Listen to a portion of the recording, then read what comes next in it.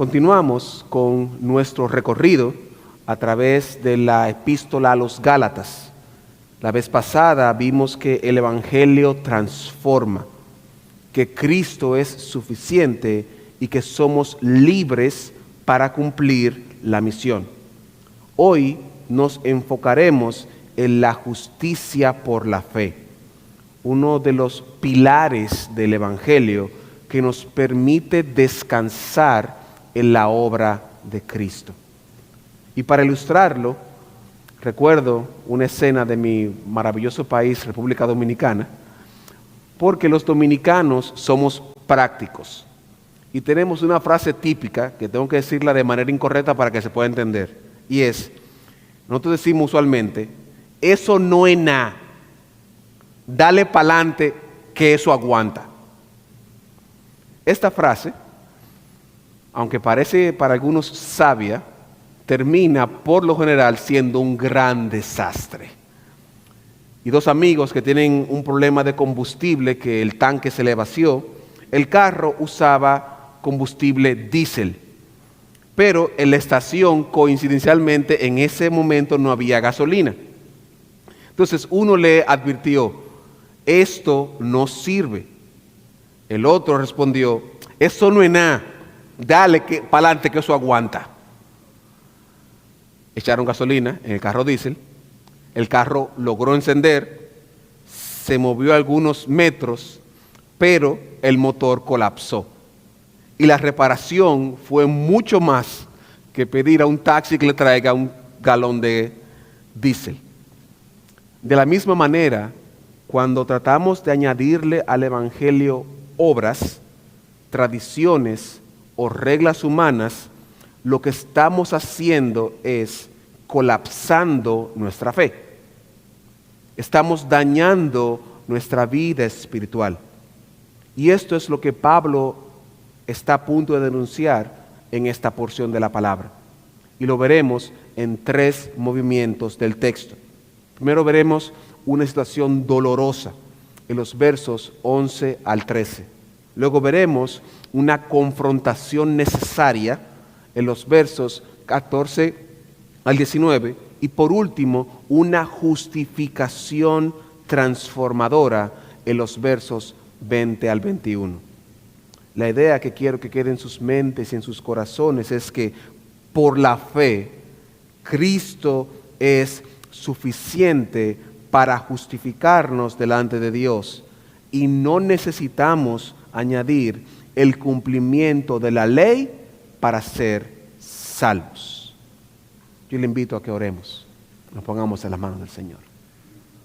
Padre amado y Dios todopoderoso, Padre, a pesar de mí, a pesar de mi pecado, de mis faltas, de mis errores, edifica a tu iglesia, oh Señor, para tu gloria y para tu honra, en el nombre de Jesús. Veremos primero la situación dolorosa. Y hasta ahora hemos visto en la carta dos elementos importantes. Número uno, hemos visto que no hay dos evangelios. Y número dos, el que tiene Pablo fue confirmado, el evangelio de Pablo fue confirmado por los apóstoles y por la iglesia. En esta nueva sección se da una situación muy dolorosa en donde Pablo se ve en la obligación de enfrentar a nada más y nada menos que a Pedro. Y pienso que este enfrentamiento que Pablo registra aquí tiene dos propósitos. Número uno, contrastar, hacer el contraste entre la conducta de Pedro, que inicialmente apoyaba el evangelio que predicaba Pablo. Y número dos, utilizar esto como ejemplo de que incluso entre los apóstoles el evangelio podía ser distorsionado. En otras palabras, Pablo relata este evento y argumenta que la distorsión del evangelio puede entrar a la iglesia por la persona que uno menos piensa. Y cuando entremos en el texto veremos que será por las razones menos imaginables. Por lo tanto, yo le invito a que vaya conmigo al libro de Gálatas capítulo 2 y veamos el versículo 11. Gálatas 2:11, dice la palabra del Señor. Pero cuando Pedro vino a Antioquía, le resistí cara a cara porque era de condenar. Y el verso 11 nos muestra dos cosas. Primero, la indignación de Pablo y la valentía para confrontar a Pedro. Recordemos que Pablo era el nuevo de los apóstoles. Y aunque él ya había demostrado la humildad de someterse al proceso de validación con la iglesia, para este momento histórico han pasado algunos 20 a 25, quizás 30 años desde Pentecostés. Y la iglesia crecía en influencia.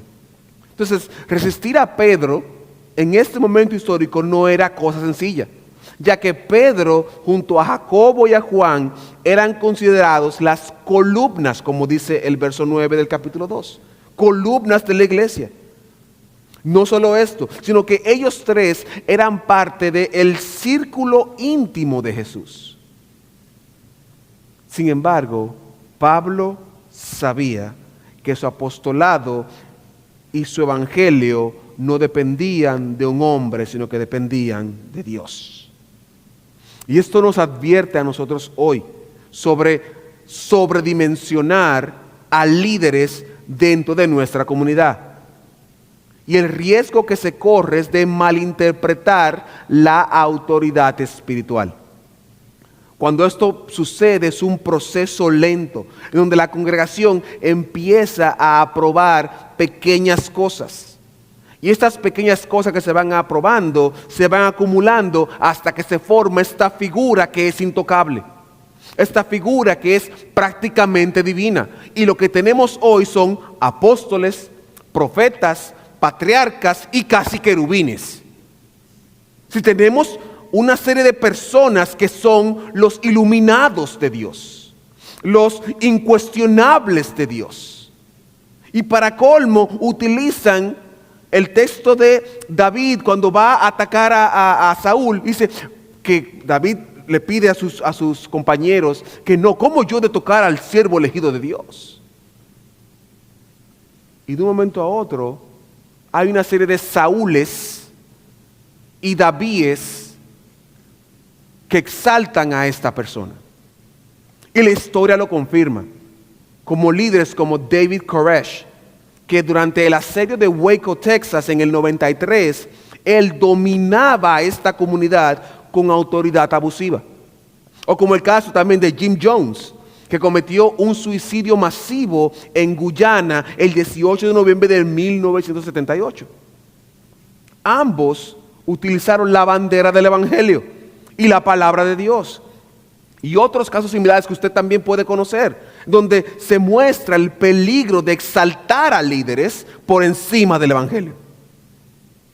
Y hermano y hermana, cuando la figura de un hombre se pone por encima del Evangelio, se distorsiona el mensaje de Cristo. Y esto es lo que da como resultado grupos sectarios, dominados por líderes incuestionables. Y eso es lo que Pablo está enfrentando. Pablo está enfrentando una situación que puede llevar a una cosa similar. Evidentemente no estamos diciendo que Pedro estaba siendo sectario. Lo que estamos diciendo es que una idea empieza a acumularse, empieza a florecer y tiene frutos. Y eso es lo que Pablo está tratando de evitar. Y por esto él tiene que enfrentar esta hipocresía. Esta situación dolorosa se resume, hermanos y hermanas, en un tema de hipocresía de Pedro, Bernabé y el resto de los judíos. Vaya conmigo al verso 12 y 13 del capítulo 2. Dice la palabra de nuestro Dios: pues antes que viniesen algunos de parte de Jacobo, comía con los gentiles, pero después que vinieron se retraía y se apartaba porque tenía miedo de la circuncisión.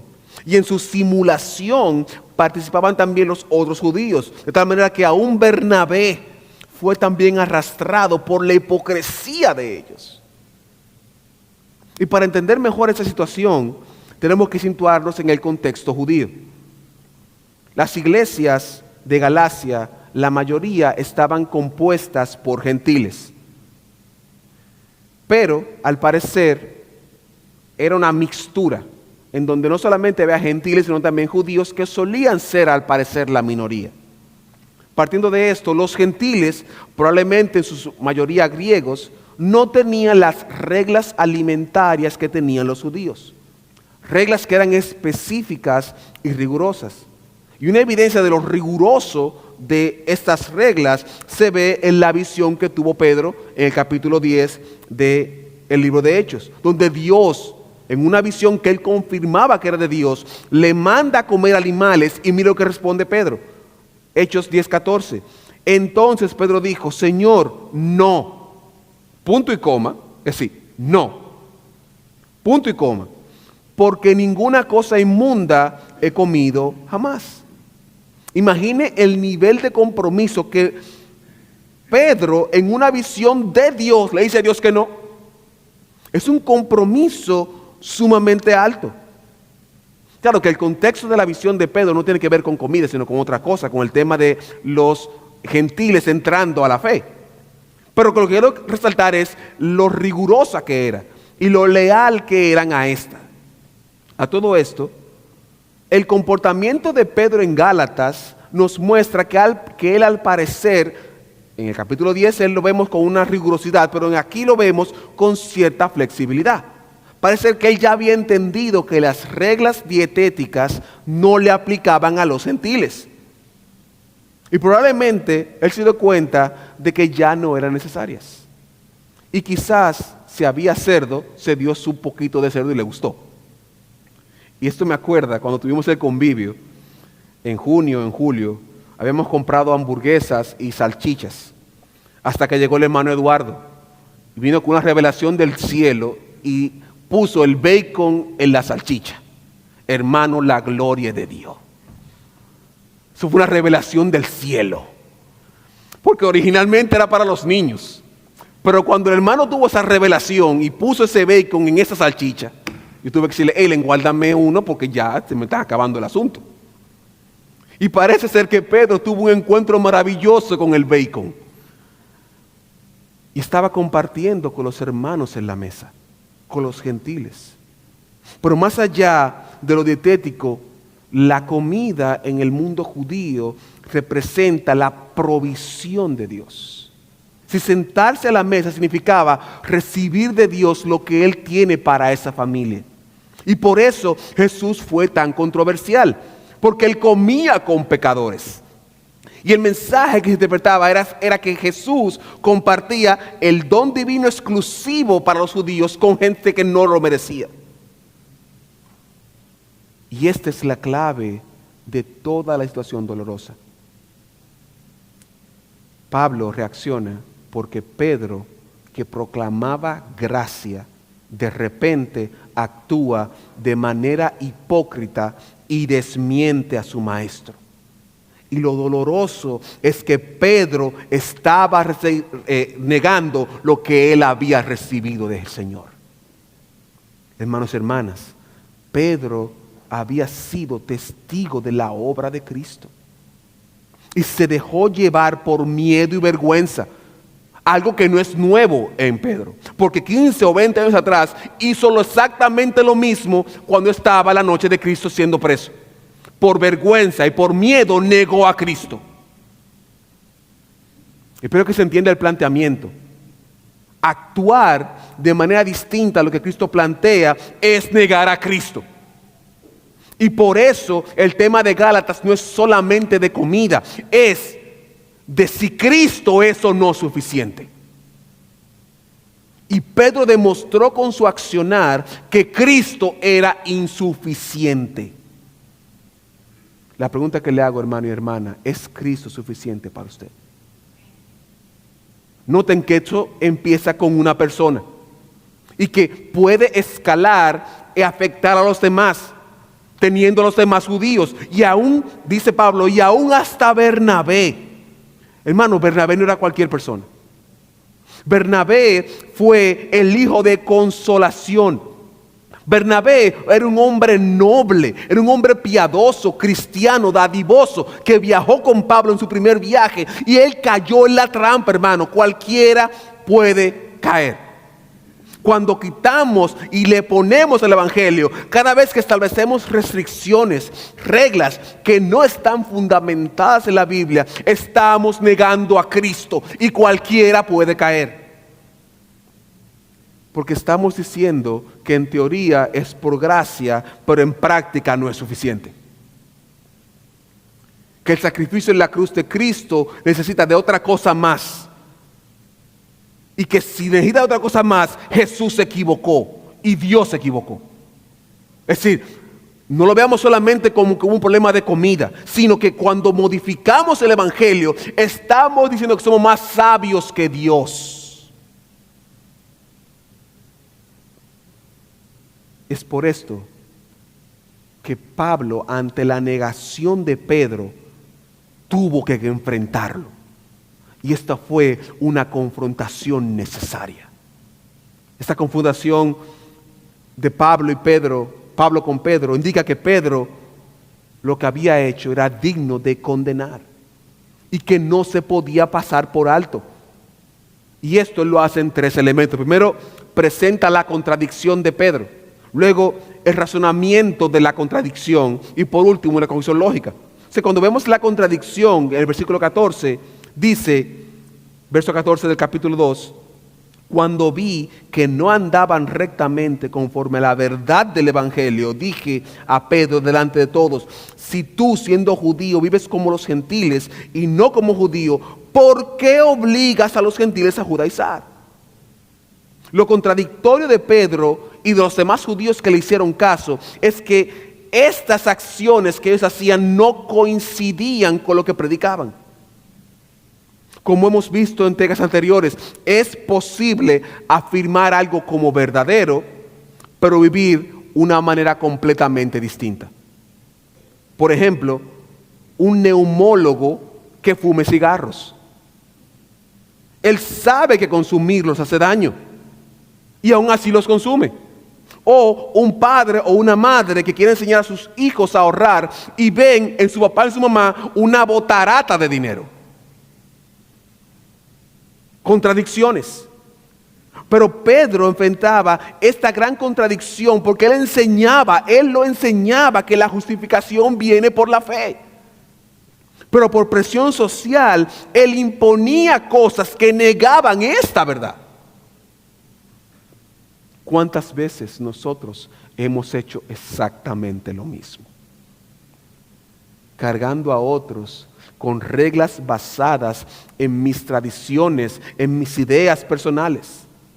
Cosas que no podemos sostener con la palabra, pero aún así lo imponemos como que eso es palabra de Dios. Y el peligro de esto, hermanos y hermanas, es que imponemos cargas que ni nosotros mismos podemos cargar. Hermanos y hermanas, esta hipocresía plantea entonces el siguiente razonamiento. Gálatas 2, 15 al 16. Nosotros, judíos de nacimiento y no pecadores entre los gentiles, sabiendo que el nombre no es justificado por la fe, sino por la fe en Jesucristo, por las obras de la ley, sino por la fe en Jesucristo. Este razonamiento, Pablo muestra lo insostenible de lo de Pedro. Él sabía que el hombre no es justificado por la ley. ¿Por qué? Porque la ley no se cumple por partes. La ley o se cumple toda o no se cumple. Y si se falla en un solo punto, se falla en toda ella. Por eso el pueblo de Israel tuvo que presentar tantos sacrificios, porque no terminaba el sacrificio y en el momento la gente estaba otra vez en pecado. Como que ese sacrificio y salía del tabernáculo y ipso facto ahí volver otra vez pecado y asunto. Era insostenible. Y de manera igual que hoy, deberíamos pedir perdón todos los días, porque sabemos todo lo que hemos fallado. Le pongo un ejemplo. el gran mandamiento: amarás al Señor tu Dios con todo tu corazón, con toda tu alma, con todas tus fuerzas, y amarás a tu prójimo como a ti mismo. Y ninguno de los otros lo cumple, ninguno. ¿Por qué? Porque como dice Juan Calvino, podemos deducir que la naturaleza del hombre, por así decirlo, es una perpetua fábrica de ídolos. Es decir, yo tengo un ídolo por minuto que le toma el lugar al Señor. Porque nosotros, por lo general, a Dios siempre lo tenemos como que Él me entiende. Y como Él me entiende, yo tengo la libertad de hacer lo que yo quiera. Por lo tanto, si nos tomamos solamente ese mandamiento, fallamos siempre, todos los días. Es decir, que yo no puedo cumplirle al Señor como Él demanda que yo le cumpla. Y no solamente eso, sino que esto aplicaba a los judíos. Vaya conmigo a la parte B del 16. Nosotros también hemos creído en Jesucristo para ser justificados por la fe de Cristo y no por las obras de la ley, por cuanto por las obras de la ley nadie será justificado. Así, el razonamiento de Pablo debió haber llevado a Pedro a decir: oye, cometí un error. Y también reflexionar a nosotros hoy, hermanos y hermanas, no podemos añadir o quitar nada a lo que Jesús hizo en la cruz. No hay obra buena que podamos realizar, no hay sacrificio, no hay nada. Si dependiera de estas acciones, estuviéramos perdidos. Y yo le hice el siguiente planteamiento a la inteligencia artificial. Le pregunté: ¿cuántos sacrificios, tomando en consideración la ley judía y los ritos descritos en la Biblia, se realizaron entre Éxodo y Jesús? La respuesta fue aproximada. Entre el Éxodo y Jesús, 1200 a 1400 años aproximadamente, el número rondaría en 1.180.800 sacrificios o 1.377.600 sacrificios. Aunque este cálculo no es exacto, evidentemente, no es más yo probar una teoría. Lo que estamos viendo es que 1.300 millones de sacrificios no lograron satisfacer a Dios. 1.300 millones de lo que sea es mucho. Y aún así, no pudieron satisfacer a Dios. Por lo tanto, la conclusión lógica, ¿cuál es? Versos 17 y 18. Si buscamos ser justificados en Cristo, también nosotros somos hallados pecadores. ¿Es por esto Cristo ministro del pecado? En ninguna manera, porque si las cosas que destruí las vuelvo a edificar, transgresor me hago. Es decir, la conclusión lógica es: si el judío, haciendo sacrificio, no puede justificarse delante de Dios, y por lo tanto Cristo no puede ser un ministro del pecado, entonces el judío y el gentil están en la misma condición. ¿Cuál es? Ambos deben ser justificados por la fe. Porque por la ley no pueden los judíos, nosotros tampoco. Y si no pueden ellos y nosotros tampoco, ¿cuál es la solución? Que Cristo nos justifique. Hermanos y hermanas, la justificación del creyente viene por la fe en Jesucristo, en el sacrificio de Cristo que Jesús nos dio. Usted y yo nada podemos hacer. Présteme atención. Ni usted ni yo tenemos la capacidad de satisfacer lo que Dios demanda.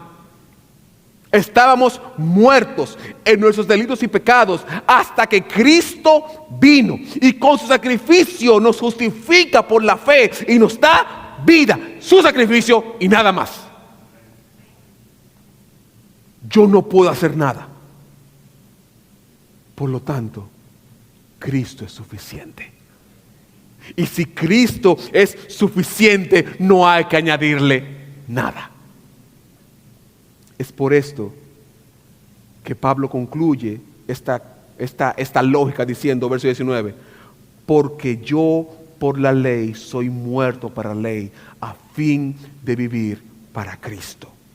Es una contraposición de que la justificación me da vida y la ley me da muerte. Porque vivimos por Cristo y tenemos vida por Cristo. y su muerte pagó nuestra muerte, pero su vida nos da vida. Hermanos y hermanas, Cristo es suficiente. No hace falta nada más. Y eso es lo que da pie a que Pablo concluya con una justificación transformadora. Versos 20 y 21. Una de las características que Pablo distingue es su capacidad de ponerse a sí mismo como ejemplo. Y es común que él se incluya como parámetro, no porque él sea importante, sino porque él reconoce que Dios tuvo misericordia de él. Y si la tuvo de él, la tuvo de cualquiera. Él reconoce que su vida pasada no era digna. Él reconoce que él, aunque trató probablemente con mucho éxito guardar la ley, ser fiel a Dios es imposible por la ley. Él se dio cuenta de que no era suficiente y por eso resalta el cambio en su vida. Verso 20. Con Cristo estoy juntamente crucificado y ya no vivo yo, mas vive Cristo en mí. La primera cláusula de esta justificación es reconocer que existe un antes y un después. Y este antes y un después está marcado por una muerte gloriosa de Jesús.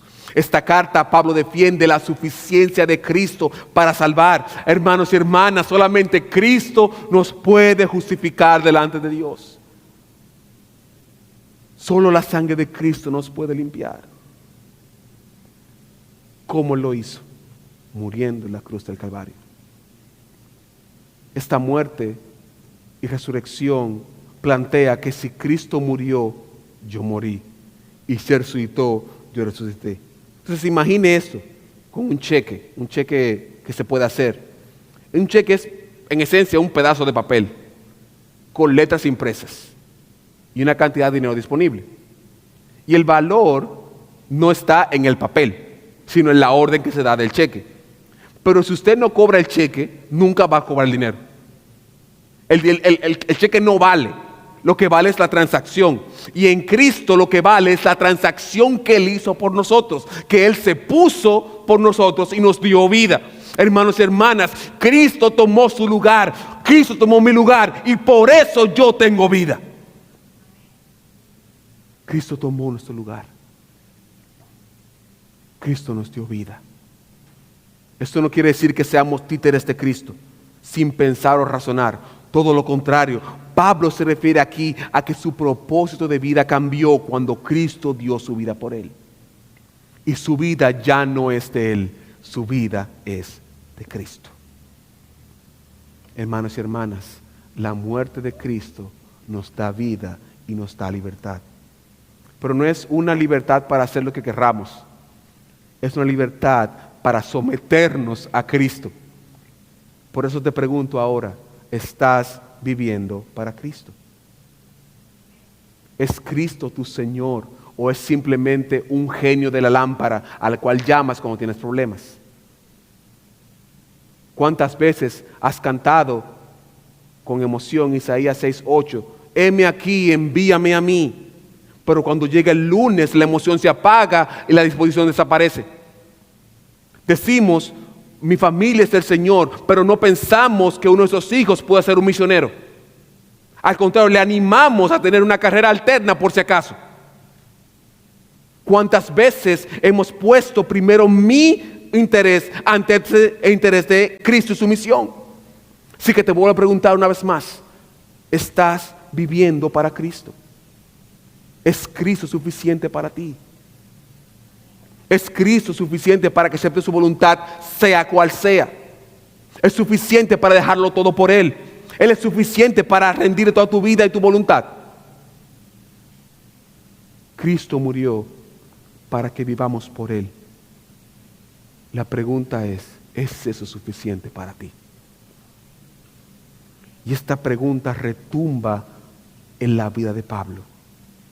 Y es lo que da pie a la parte B del versículo 20, que es la nueva vida en Cristo. Y lo que ahora vivo en la carne, lo vivo en la fe del Hijo de Dios, el cual me amó y se entregó a sí mismo por mí. Si le preguntásemos a Pablo, ¿es Cristo suficiente? Su respuesta sería un claro y rotundo sí. Y su razón, porque Él me amó y entregó su vida por mí. Pablo está convencido de que sin Cristo Él estaba muerto. Su vida no era vida, sino que su muerte es lo que da la esperanza. Él estaba perdido, pero Cristo le amó y se entregó por Él. Y esto debe hacer reflexionar a nosotros. Comprendemos la entrega y el amor del Señor. Estamos conscientes de que su sacrificio pagó el precio de nuestros pecados, que sin Él estábamos perdidos, sin esperanza, pero que ahora por su sangre tenemos vida, y no solamente vida, sino vida eterna. ¿Entendemos eso, hermanos? ¿O pensamos que es solamente un momento de júbilo? Yo he tenido el privilegio de estar rodeado de hombres y mujeres que han marcado mi vida profundamente. No tengo cómo agradecer al Señor por ellos, pero entre todos hay dos que han marcado una huella imborrable en mi corazón.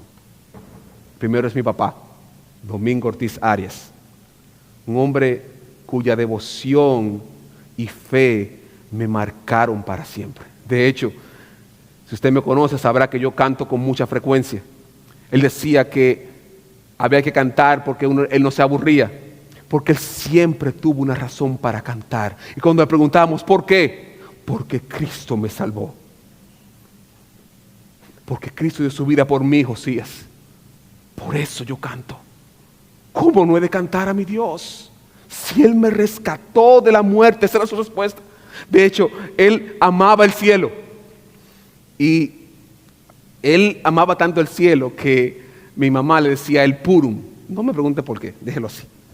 Él decía, a veces estábamos en la casa solos y estábamos juntos en familia, decía, mi purum, ¿te imaginas cómo está el cielo ahora mismo?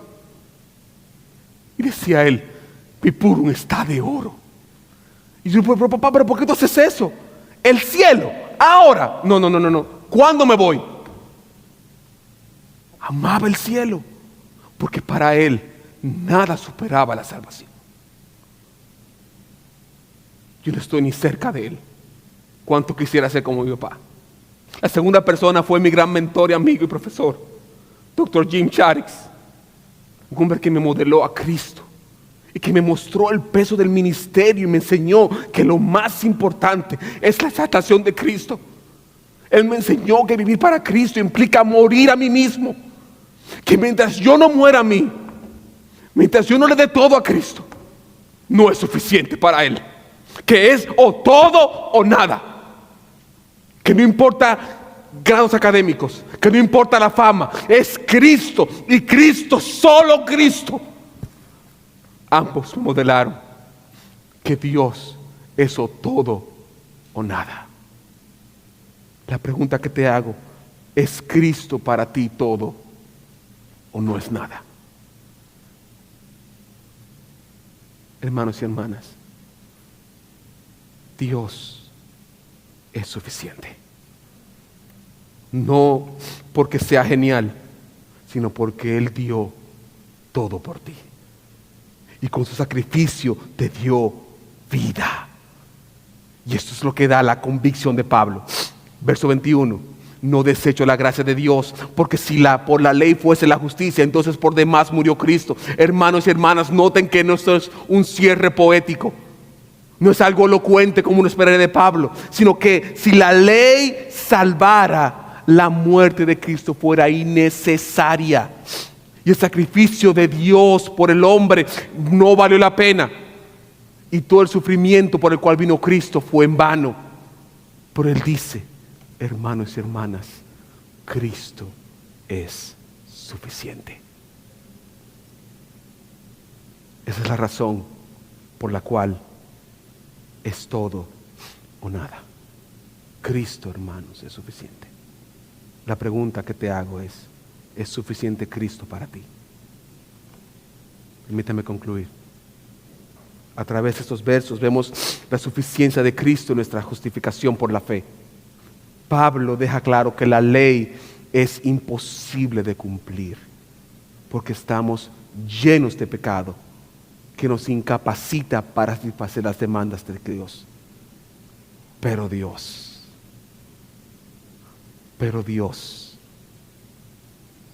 nos justificó por la fe.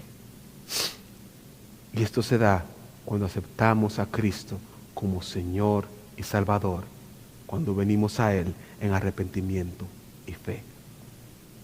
¿Cómo lo aplicamos? Número 1, dependamos de la obra de Cristo. Somos incapaces, hermanos, de satisfacer las demandas de Dios. No importa cuántas buenas obras hagamos, estamos perdidos. Número 2, recibamos la corrección con humildad. Somos pecadores y todos podemos caer. Sin embargo, si tenemos una actitud humilde hacia la corrección, podremos corregir aquellas cosas incorrectas para que tengamos una salvación por gracia que hemos recibido. Y por último, vivamos conforme a la justificación que hemos recibido. Nuestras vidas deben reflejar el cambio que Cristo ha hecho en nosotros al morir en la cruz del Calvario, requiriendo de nosotros una entrega total de nuestras vidas solamente a Él. Por lo tanto, si aún no estás en la fe y crees que porque te has portado bien tienes vida eterna, permíteme decirte que no es así. No importa cuántas cosas buenas hagas, jamás podrás cumplir a la perfección lo que Dios demanda. Pero la buena noticia es que no tiene que ser así. Cristo murió en la cruz del Calvario para tomar tu lugar y cumplir todas las demandas de Dios, de modo que tú no tengas que hacerlo, sino que solamente vengas a Él en arrepentimiento y fe. Y si Dios te está llamando, yo te invito a que vengas. Tenemos hermanos aquí que podemos orar por ti. Y si te da vergüenza venir, no hay problema, yo entiendo. Pero puedes hablarnos. Oramos por ti. Y ipso facto, en el momento serás salvo. Y si ya estás en la fe, disfruta la libertad en Cristo. Una libertad que te da la capacidad de compartir el Evangelio, su amor con otras personas, porque un día, ese día, Él vendrá por ti. Y la promesa que Él te hizo, Él la va a cumplir. Y todo lo que has esperado aquí, esta justificación cobrará sentido para ti. Porque un día, hermano y hermana, un día estaremos con Él por toda la eternidad. Oremos, hermanos. Padre amado y Dios todopoderoso, gracias por tu gracia. Gracias por tu misericordia. Gracias por la justificación que recibimos por la fe. Gracias, Señor, porque no podemos hacer nada. Gracias. Gracias porque no depende de nosotros, sino que depende de ti. Y yo te pido, oh Señor, que tú nos ayudes a entender la grandeza del Evangelio, a darnos cuenta de que tú eres suficiente para gloria y honra de tu nombre. En el nombre de Jesús.